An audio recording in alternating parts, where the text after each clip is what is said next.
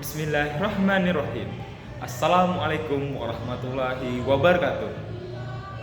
Perkenalkan, nama saya Muhammad Halim Kasando, mahasiswa bimbingan dan konseling Universitas Jambi dengan nomor induk mahasiswa A1E1230002. Pada video kali ini, pada mata kuliah evaluasi dan diagnosis kesulitan belajar, saya akan bersama-sama berbagi ilmu dan menjelaskan kepada kawan-kawan semua mengenai 4 poin pembahasan, yaitu mengenai anak yang beresiko mengalami kesulitan belajar, kedua, hakikat identifikasi dan intervensi dini, yang ketiga, sistem pelayanan identifikasi dan intervensi dini, dan yang keempat, model program intervensi dini. Baiklah kawan-kawan, saya akan mulai pembahasan pada kali ini dengan poin yang pertama, yaitu anak yang beresiko mengalami kesulitan belajar. Apa itu anak yang beresiko mengalami kesulitan belajar? Ini adalah suatu sebutan kepada anak yang sedang mengalami atau sedang berada pada masa prasekolah.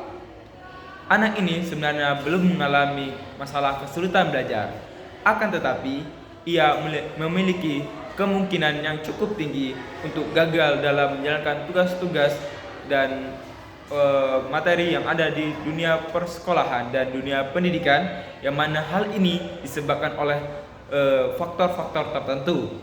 Pertama, seperti faktor resiko biologis, yang mana ini dapat diturunkan dari orang tua ataupun akibat perilaku dan apa yang dikonsumsinya dan mempengaruhi tubuh di dalam dirinya.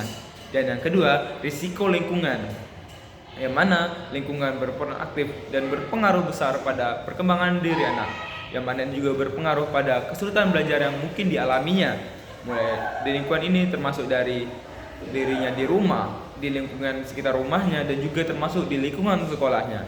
Kedua faktor ini beresiko untuk meningkatkan anak mengalami kesulitan belajar. Yang kedua, hakikat identifikasi dan intervensi dini.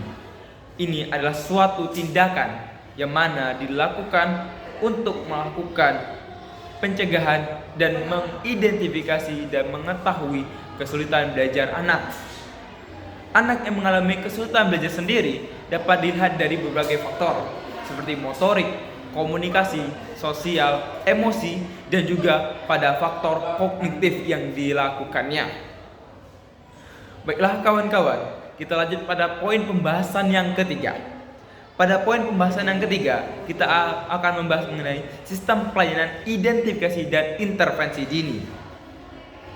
Pelayanan identifikasi dan intervensi dini adalah suatu layanan yang dilakukan sebagai layanan tambahan atau layanan modifikasi.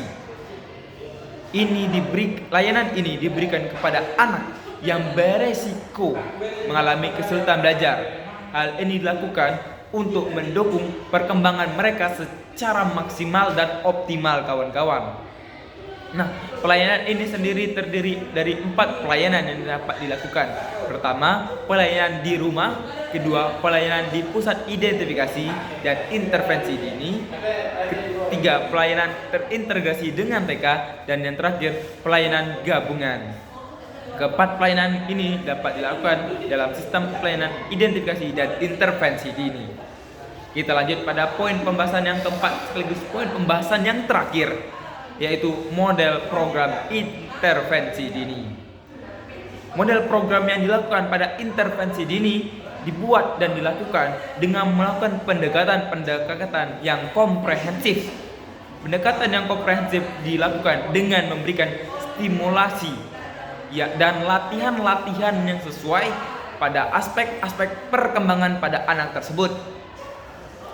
Program-program yang dilakukan ini dilakukan dengan melibatkan dan mengikut sertakan komponen-komponen tertentu. Komponen-komponen ini mencakup dari bidang belajar, bidang perkembangan, dan juga pada pra-akademik siswa tersebut. Baiklah kawan-kawanku, pada kesempatan dan video kali ini mungkin tidak banyak yang dapat saya sampaikan dan tentu saja banyak kekurangan pada penyampaian saya. Akan tetapi semoga dapat memberikan pencerahan dan bersama-sama dapat berbagi ilmu pada kawan-kawan semua. Baiklah, Saya akhiri dengan mengucapkan wabillahi taufiq wal hidayah. Wassalamualaikum warahmatullahi wabarakatuh.